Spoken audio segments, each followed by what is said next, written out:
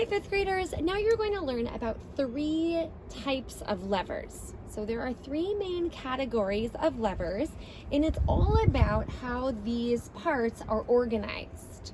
So notice right now, I have the fulcrum. It's not perfectly in the middle, but it's still in between, right? And we have a load on one side and the effort on the other.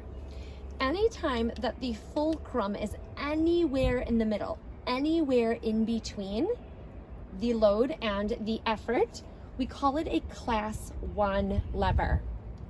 So again, the fulcrum is somewhere in the middle.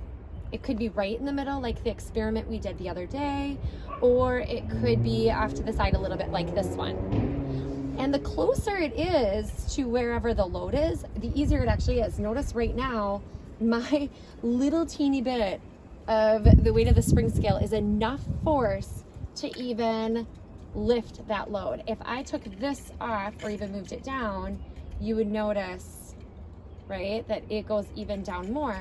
If I went like this though, notice how the load is actually heavier. So remember, the position of that effort is still really important.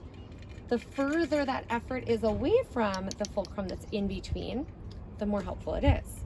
Now again, this is a class 1 because the fulcrum is in between. Now, teeter-totter is a really great example. Scissors are a really great example. So pliers are really great examples. And let's put those down. A teeter-totter. Any of those are really great examples of class 1 levers. Now let's do the next kind. So remember, the big idea with this is where these different pieces all are, or where the different parts are.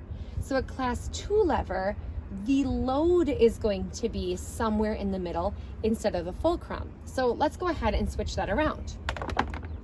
So if the load is somewhere in between, that means, right, that the fulcrum is going to go on the end like this.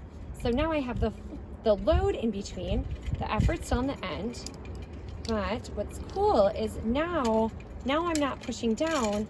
Now instead, I actually have to pull up. So now it changes the way that the lever works, where now I'm pulling up on the lever.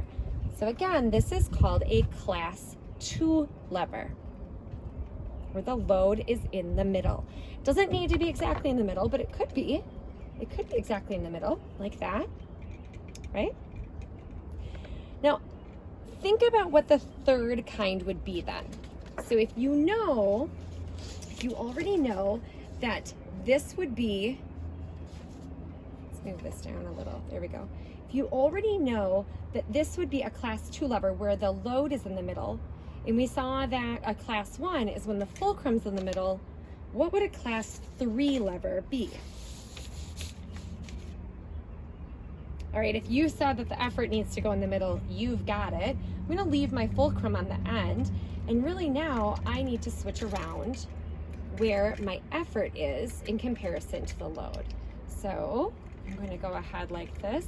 I can move the load down, and now I'm going to be pulling up with my effort. What gets really tricky though about this one is this is actually one of the hardest ones. So you're going to see that the closer that we have the effort actually to the load, the easier it is. So check this out. Now it's a lot easier, right? If I move this down even more, and then move this down even more, it makes it even easier. A couple good examples of real world class 3 levers would actually be brooms.